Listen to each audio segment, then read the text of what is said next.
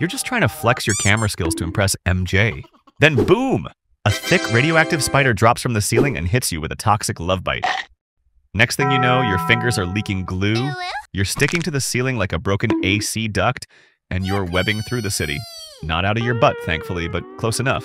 Congrats! You've officially become the most broke, emotionally damaged, sleep-deprived superhero in all of Marvel history. No salary, no benefits, no chill. Just you, a busted suit, and a Google search history full of how to pay rent while saving New York. You thought being Spider-Man was cool?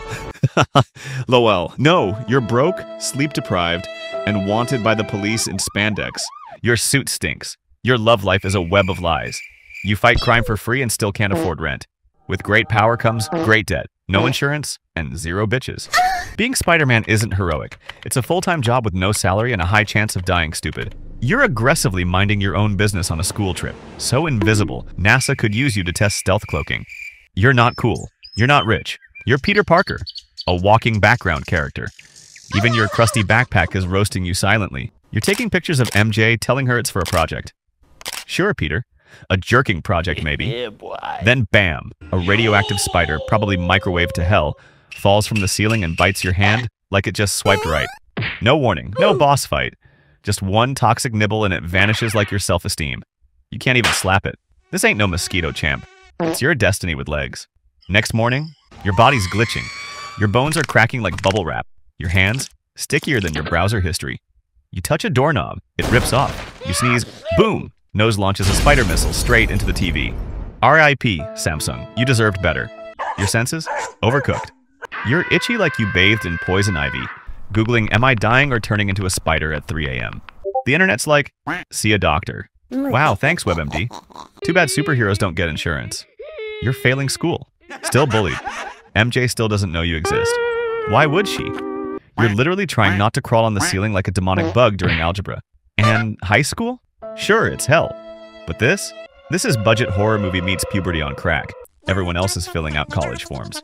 You're mutating, sweating through nightmares, and glitching like someone shoved a USB stick in your soul. But you didn't die. Congrats, loser. You're Spider-Man now. No tutorial, no paycheck, just trauma, bills, and zero clue what the hell is happening. So now you're Spider-Man.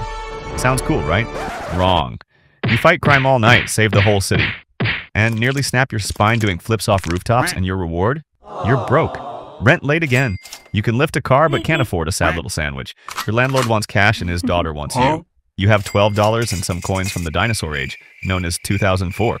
You show up to dinner and Aunt May's heating expired soup with a smile like this is normal. It's kind of, you try to make money by snapping selfies of yourself getting punched in the face.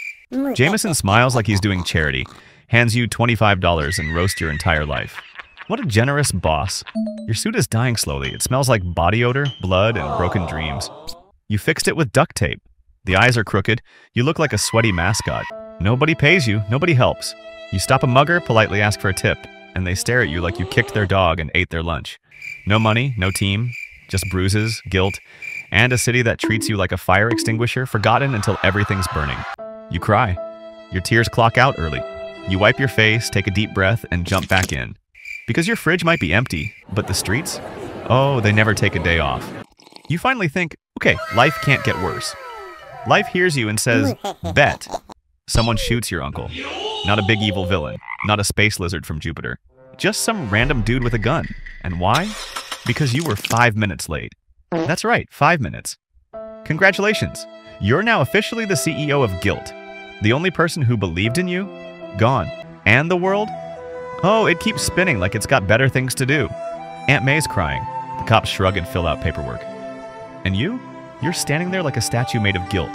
Heavy, silent, and super useless. Then someone drops the line. With great power comes great responsibility.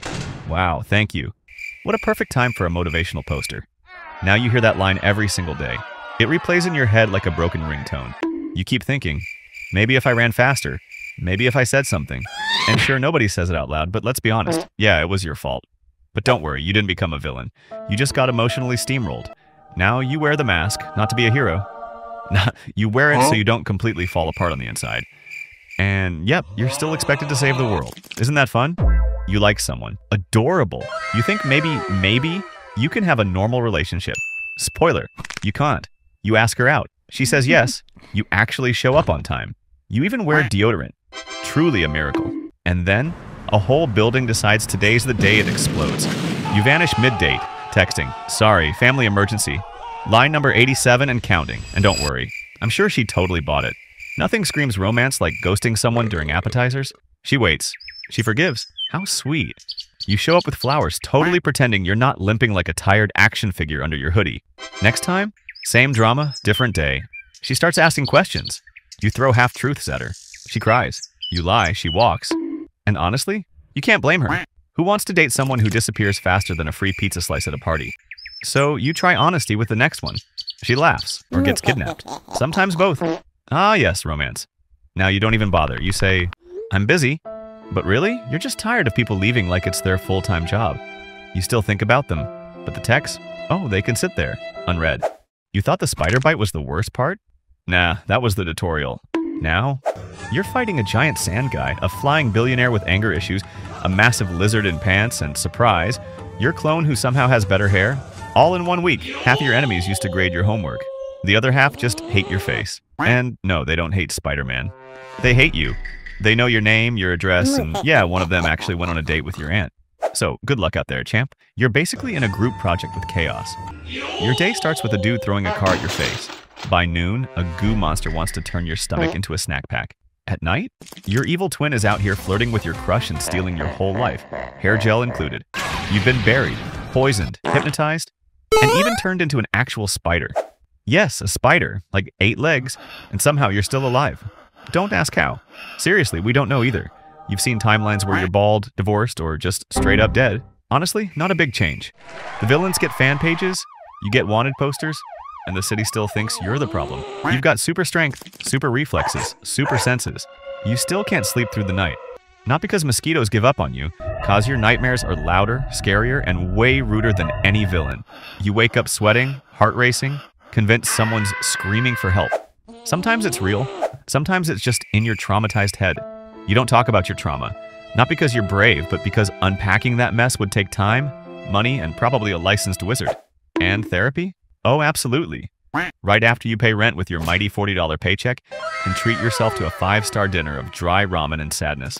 So you just keep going. You bury the guilt, the grief, the pressure of being the last line of defense for a city that blames you for everything. People say, take a break. Cool. Tell that to the robber holding a knife. Tell it to the crying kid in the alley. Tell it to the guy with a bomb screaming your name on live TV. You're exhausted, but you smile. You make jokes. You suit up like you're fine because that's the only option. You break in silence because that's what Spider-Man does. You save the city 100 times. Nobody remembers. You screw up once? Headline news, front page. Spider-Menace strikes again. You miss one punch and the villain gets away? Your fault. A bridge collapses while you're saving a bus full of kids? Still your fault. Someone's grandma trips during a robbery and breaks her hip? Guess who's getting blamed? You. They film you on their phones. They cheer when you land. They boo when you bleed. Half of them think you're a criminal. The other half think you're a cosplayer on bath salts. You try helping the cops. They chase you. You save a politician. They label you a national threat. Fun, right? You work alone. Not by choice, but because everyone you trust either betrays you or dies screaming. And here's the best part. You keep going. Nobody asked you to do it. Most people actually wish you'd stop. But hey, somebody's got to clean up this mess. First choice, you. You thought you were the only bug in the system. Until one day, a glitch in reality shows you something wild. There's more of you. One of you wears black eyeliner and dances. Another one skateboards through sadness. One lost Uncle Ben. One lost Gwen. One lost literally everything. You meet them. You talk. You cry. You'd laugh like you forgot what laughing feels like. You realize it's not just you. Every Spider-Man breaks. Every one of them carries the same weight case, same guilt. Same pain. Same question. Why me? But none of you quit. None of you ever gave up. Not when the world turned against you. Not when it all fell apart. You fought. You survived. You showed up. And for once, you're not saving the world alone. You're swinging side by side with 2 other broken boys, and somehow, that makes all the difference. You help each other heal. Not perfectly, but enough. And when the dust settles, when the multiverse fades, and everyone forgets your name again, you're still here. Still fighting. Still Spider-Man. Not because you have to. Not because anyone asked you to. But because somewhere out there, someone's falling. And you remember what it felt like when no one caught you. So you put the mask back on. And this time, you smile.